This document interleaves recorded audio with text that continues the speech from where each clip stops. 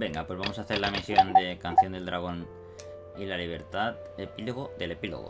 Vamos por allá. Está aquí. Vamos a por él. Sí.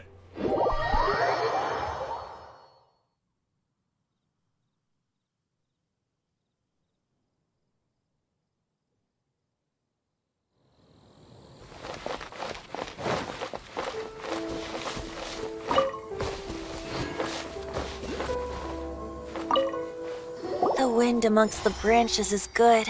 I love the way it smells. I said the exact same thing last time. Why do I only say these things when I'm down on my luck? So you noticed. This isn't something I'm meant to discuss with ordinary people. But I suppose I can let you in on the secret. As you know, visions are external magical foci that only a small minority of people possess. They use these visions to channel elemental power. In truth, every wielder of a vision is one who can attain godhood and ascend to Celestia. We call such people allogenes. Allogenes? Paimon's never heard of them before. That's because this is a secret that only Archons are privy to. We don't need primitive tools like visions. Instead, each Archon has an internal magical focus that resonates directly with Celestia itself, known as a gnosis. It's just a glowing glass ball I carry around to avoid suspicion. So who was that nasty woman who sent Paimon flying and stole your gnosis? Her name is Signora, number 8 of the Harbingers. She and the rest of the Harbingers have been given godlike executive authority by the Tsaritsa of Snezhnaya, and with it, strength surpassing that of other mortals. The Tsaritsa of Snezhnaya? Isn't that... Indeed. She is one of the 7, the Tsaritsa who reigns from her winter palace, and the one person that the Fatui Harbingers all answer to. The 7 don't always get along well, but still... I never thought that she would plot to steal another Archon's gnosis.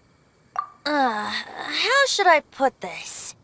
500 years ago, I knew her well, but I can't say the same is true now. You see, a certain catastrophe happened 500 years ago, and after that, she cut off all ties with me. But we can save discussion of the Cryo Archon and the Fatui for another day. If you seek the rest of the 7, many difficulties lie ahead of you still. You should head for Mondstadt's neighboring nation of Liyue.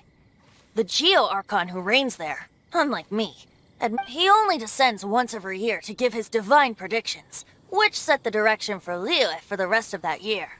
Even so, it sounds like he works much harder than a certain someone, In any case, this year's Rite of Descension is soon to begin.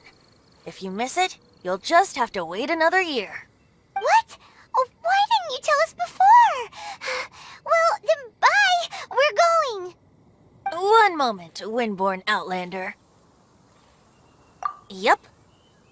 Traveler, as you set off on your journey once again, you must remember that the journey itself has meaning.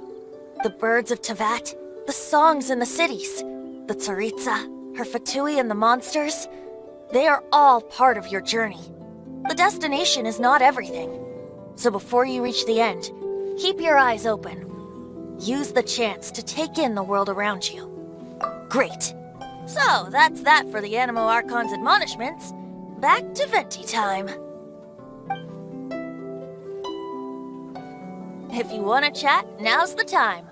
A bard stays not always in a single climb. Up till the end, Dvalin remembered his duty as one of the 4 winds.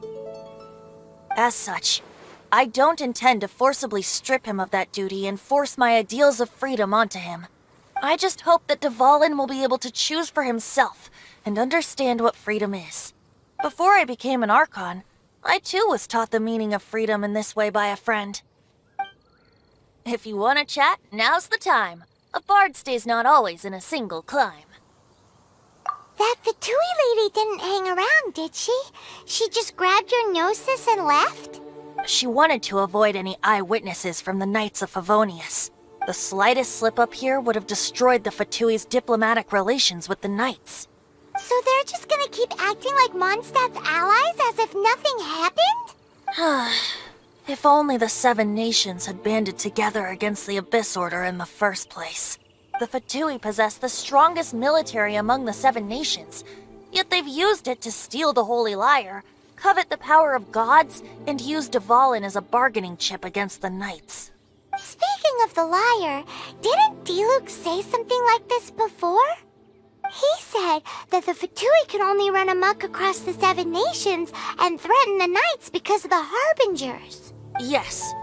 As I said earlier, the Cryo-Archon has given them authority and strength beyond that of other mortals.